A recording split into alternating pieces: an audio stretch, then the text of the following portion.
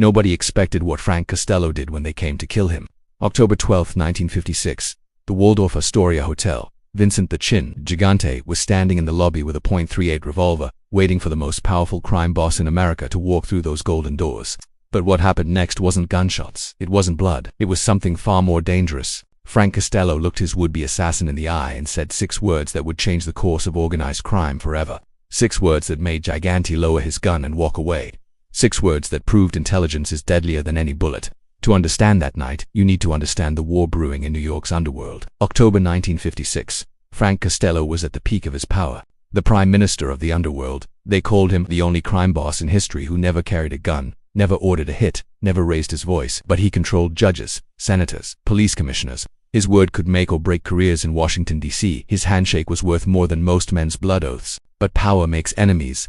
And Frank's biggest enemy was sitting in an Atlanta federal prison, burning with rage. Vito Genovese, the man who should have been boss.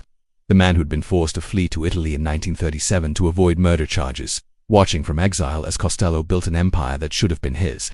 Now Genovese was back, convicted on heroin charges but pulling strings from his prison cell. And he wanted Frank Costello dead. The message came through Anthony "Fat Tony" Salerno on a rainy Tuesday morning.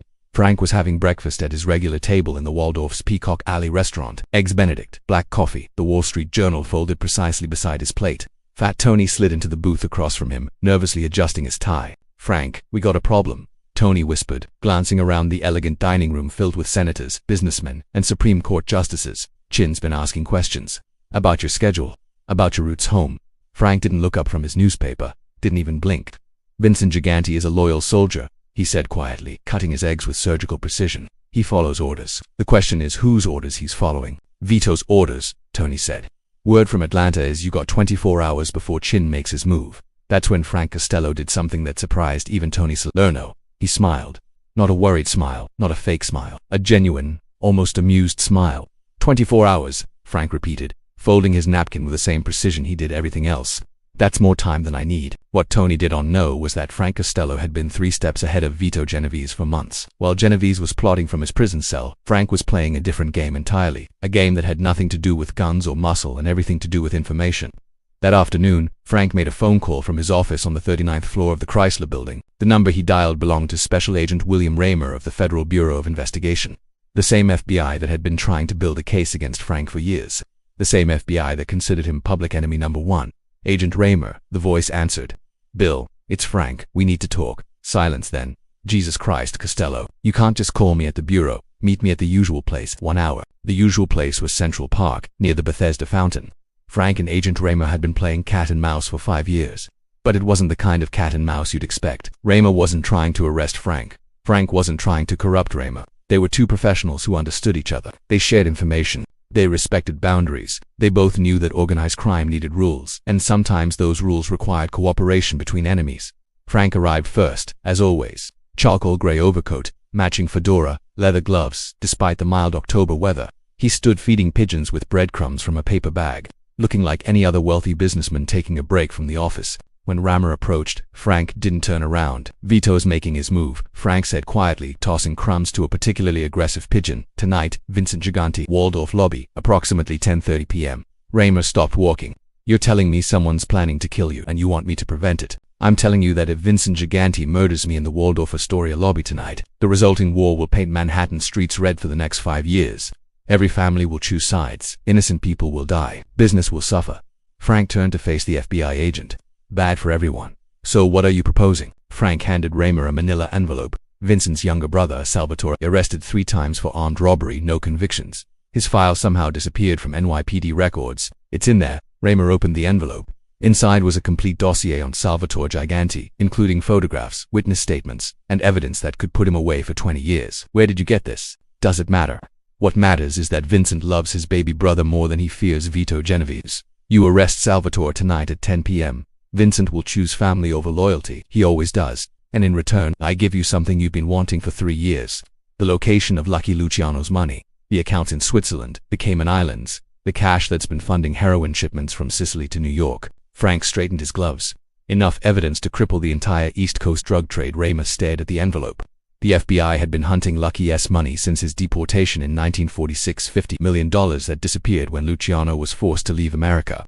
Money that was still financing criminal operations across 3 countries. Why are you burning Lucky? He's your oldest friend. Frank's expression didn't change. Charlie made his choice when he allied with Vito from his exile in Italy. You don't betray friends, Agent Raymer. But when friends betray you first, all bets are off. But Frank wasn't done. As he walked away from the fountain, he made another call. This one to Judge Lawrence Walsh, Manhattan Supreme Court. The same judge who would later become famous for investigating Iran. In 1956, he was just another ambitious judge who owed Frank Costello several very large favors. Lawrence, I need a warrant signed tonight. Armed robbery. Suspect is Salvatore Gigante, 23 years old. Address is in the file I'm sending over. Frank paused, watching a taxi navigate the Central Park traffic, and Lawrence, this one's personal. Make sure the arrest happens at exactly 10 p.m. The pieces were moving, but Frank had one more call to make. Vincent the Chin Gigante was waiting in his apartment on Sullivan Street, cleaning his .38 revolver for the 3rd time. At 27 years old, he was already considered one of the most dangerous enforcers in the Genovese family. Ex-boxer, stone cold killer, absolutely loyal to Vito Genovese. He'd been planning Frank's murder for weeks, studying his routines, memorizing his security patterns. The phone rang at 9:47 p.m. Vincent, it's Frank. Gigante nearly dropped the gun. What the hell, your brother Salvatore is about to be arrested. Federal charges, 20 years minimum. The arrest warrant was signed an hour ago. Silence. But I can make it disappear, Frank continued, his voice calm and reasonable. One phone call. The evidence vanishes. The charges disappear. Sal goes home to his wife and kids. What's the catch? No catch. Just a conversation.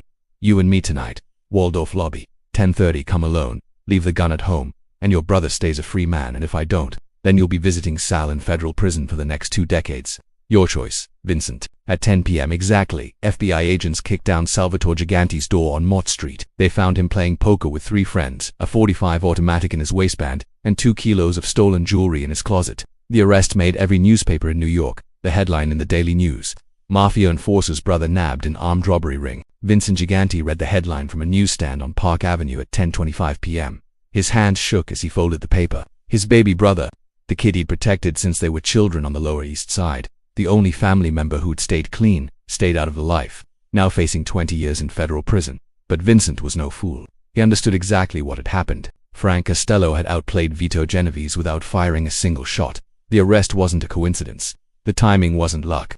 This was a message. Frank could destroy anyone he wanted, anytime he wanted, using the very system that was supposed to be hunting him.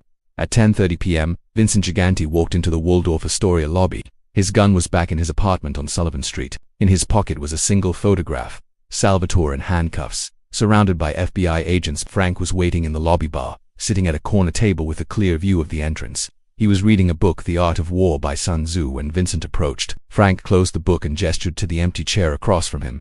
Drink, Frank asked. You son of a bitch, Vincent said quietly, sitting down.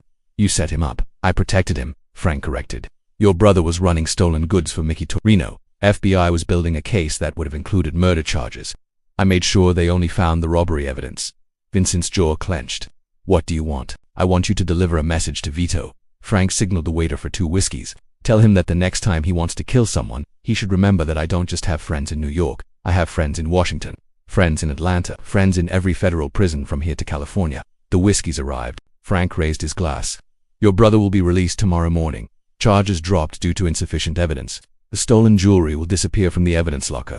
The witnesses will recant their statements. It'll be like tonight never happened. And in return, Frank leaned forward. In return, you tell Vito that Frank Costello doesn't die in hotel lobbies. He doesn't die in restaurants. He doesn't die at all. Because the moment I die, certain information gets delivered to certain people. Information about drug routes from Sicily. Information about corrupted judges.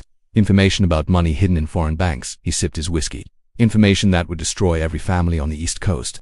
Vincent stared at the man who'd just outmaneuvered the most dangerous crime boss in America without throwing a single punch. How do I know you'll keep your word about Sal? Frank pulled out his cell phone, a revolutionary device in 1956, available only to the most connected people in America. Dialed a number. Judge Walsh. Yes, it's Frank, the Gigante matter we discussed. Please proceed with a dismissal. He hung up and looked at Vincent. Your brother will be home in time for breakfast. They sat in silence for several minutes.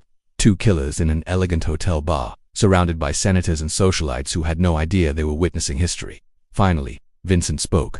Vito won't like this. Vito is in federal prison facing 15 years. His opinion is irrelevant. Frank finished his whiskey and stood up. But Vincent, I want you to remember something. Tonight, I could have had you killed. Could have had your brother disappear permanently. Could have destroyed your entire family with a single phone call, but I didn't. You know why? Vincent shook his head. Because real power isn't about who you can destroy, it's about who you can save. Tonight, I saved your brother. I saved you. I probably saved Vito from starting a war he couldn't win.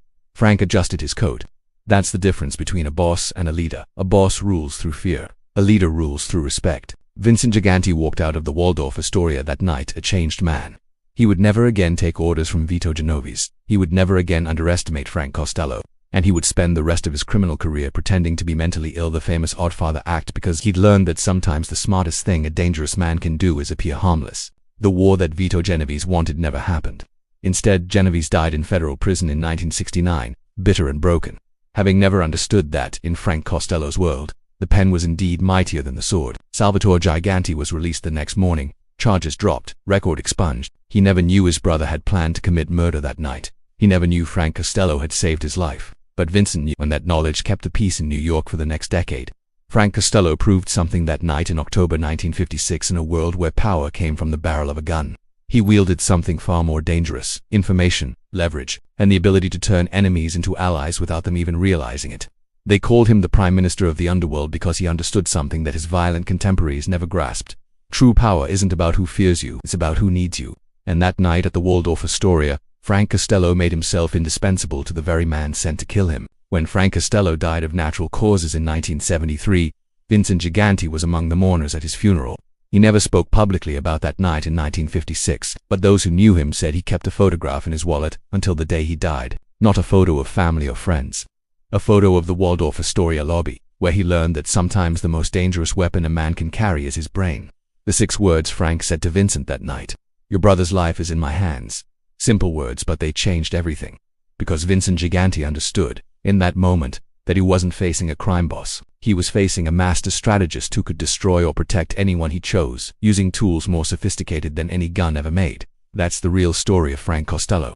Not the violence, not the money, the intelligence, the ability to see 5 moves ahead while everyone else was still planning their first. In a world of killers, he was a chess master, and chess masters don't need to capture pieces. They just need to control the board.